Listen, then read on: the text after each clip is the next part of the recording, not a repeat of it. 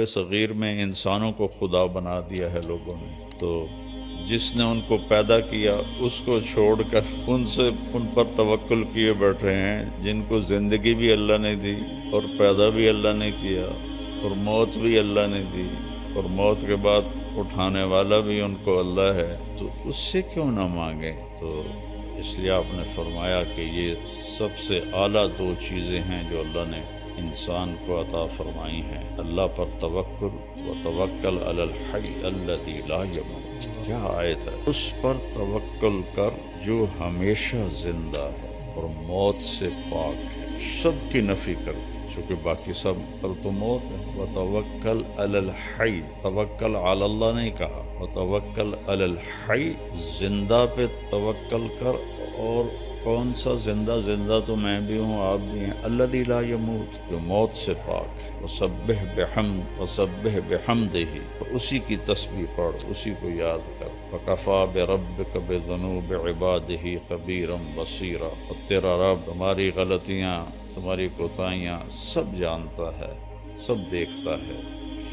تو یقین ایسی دولت ہے کہ جو انسان کو انسانوں سے بے نیاز کر دیتا ہے اور اس کی نظر اللہ پر اور اس کے خزانوں پر چلی جاتی ہے، تو وہ آزاد ہو جاتا ہے۔ جس کا یہ ہو کہ فلاں میری مدد کرے گا، فلاں میری مدد کرے گا، کوئی زندہ کو پکار رہے ہیں، کوئی مردہ کو پکار رہے ہیں، تو اس آیت میں ان سب کی اللہ نفی کر رہا ہے۔ اسی پر بھروسہ کر جو موت سے پاک، زندہ ہے اور موت سے پاک۔ تو اس میں آدم علیہ السلام کی نسل میں جتنے آ گئے، جس مرتبے کے آ گئے، سب کی نفی ہو۔ پھر اللہ کا یقین ایسی دولت ہے کہ براہ راست اللہ کے خزانوں سے اس کا رابطہ ہو جاتا ہے۔ اس کو کسی پیر فقیر کو نہیں پکارنا پڑتا، وہ جو پیروں فقیروں کو دیتا ہے وہ اس کے ساتھ جڑ جاتا ہے۔ اللہ ہی ایک ایسی ذات ہے جس کے خزانوں کی انتہا کوئی نہیں۔ باقی جس نے بھی دینا ہے تو کہیں سے لے کے ہی دینا ہے۔ اللہ وہ ہے جس کو دینے کے لیے کہیں سے لینا نہیں پڑتا اور کرنے کے لیے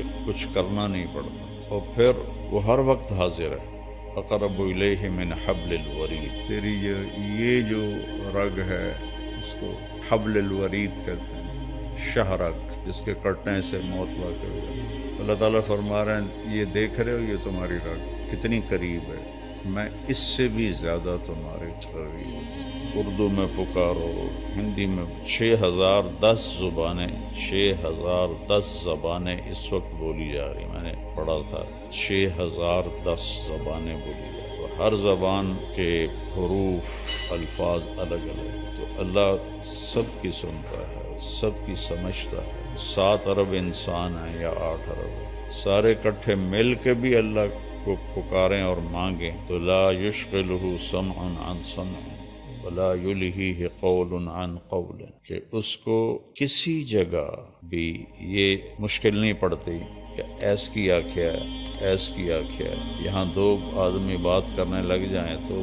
میں کہوں گا بھائی ہیک بولو، یا تھوڑے 2 دی کٹھی میں نہیں سمجھ آ رہا، اور اللہ کہہ رہا ہے 100 طرف انسان نہیں، آدم سے لے کر آج تک جو مر گئے اور جو آج موجود ہیں اور جو آئندہ آنے والے ہیں، وہ اور جنات ہم سے لاکھوں گنا زیادہ ہیں، تم سب کٹھے ہو جاؤ، ایک دم مانگو، باری باری مانگو تو پھر تک قیامت آ جائے گی، ٹائم ہی نہیں ملنا، تم سب مانگو اکٹھے۔ اس میں گونگے بھی ہوں جو اشاروں سے مانگ رہے ہیں یا دل سے مانگ رہے ہیں، کوئی دل سے مانگے، کوئی بول کے مانگے، کوئی آہستہ مانگے، پھر ساتھ پرندے بھی شامل ہو جائیں، درندے بھی شامل ہو جائیں، سانپ بچھو بھی شامل ہو جائیں، مچھلیاں بھی شامل ہو جائیں، تو کیا طاقتور رب ہے کہ جو سب کی ایک وقت میں پوری سنتا ہے، سمجھتا ہے، اور پھر سب کا چاہا ان کو دے دے تو اس کے خزانوں میں ایک قطرے کے برابر کمی نہیں آتی۔ یقین بہت بڑی دولت، ہمارے بر صغیر میں انسانوں کو خدا بنا دیا ہے لوگوں نے،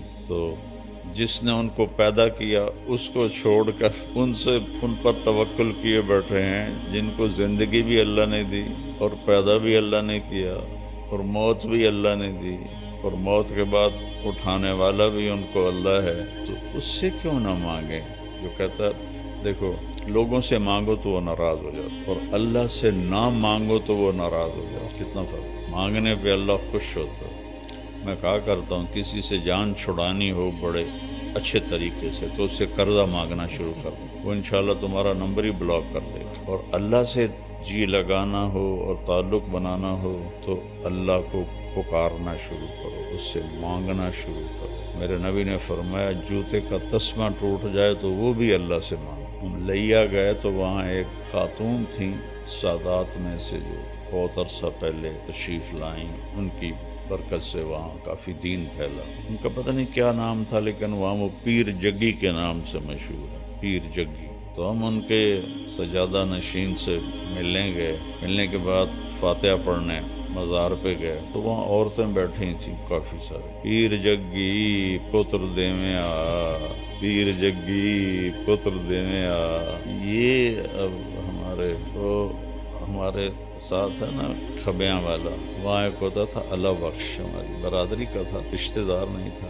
تو میں تو لمبے سے آ رہا تھا تو میں نے دیکھا وہ اپنے باغ میں درخت کے نیچے، آم کے درخت کے نیچے بیٹھا تھا۔ میں نے گاڑی روک لی، میں جا کے ملا، بڑا خوش ہویا۔ طارق میاں بندہ تو بڑا چنگا ہے پر تو وہابی ہو گیا۔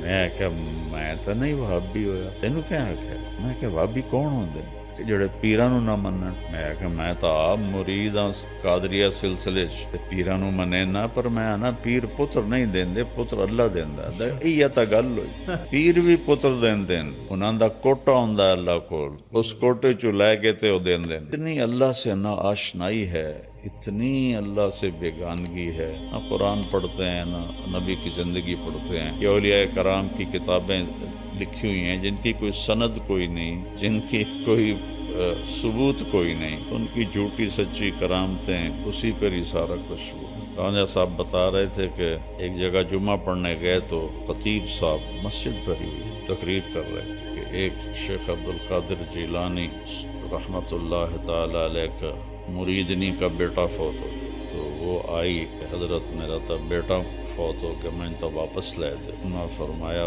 بی بی جڑا مر جاوے وہ واپس نہیں ہوں۔ کہ نہیں تسی کر سکتے ہو، مینوں واپس لیا دو میرا بیٹا۔ پیر شیخ عبدالقادر جیلانی رحمۃ اللہ علیہ نے نظر دوڑائی تو اسرائیل چوتھے آسمان پہ پہنچ گیا، پیچھے سے وہ پہنچے گا، اسرائیل میرے مرید دی روح واپس کر۔ کیا جڑا گتھلا ہے نا ایسے ڈھیر ساریاں روحاں قبضے، مینوں کیا پتہ کیڑا تھوڑا مرید ہے۔ کہ اسرائیل آج میرے مرید دے توفیل سب زندہ ہون گے، تو گتھلی کھول دیتی، سارے زندہ ہو گئے۔ جہاں ایسے خطیب بات کر رہے ہیں لوگ سبحان اللہ کہیں، کہاں گیا ایمان، کہاں گیا یقین؟ اس لیے اللہ کے نبی نے کہا کہ یقین سے بڑھ کر اللہ نے کوئی نعمت نہیں دی، عافیت سے بڑھ کر اللہ نے کوئی نعمت نہیں دی۔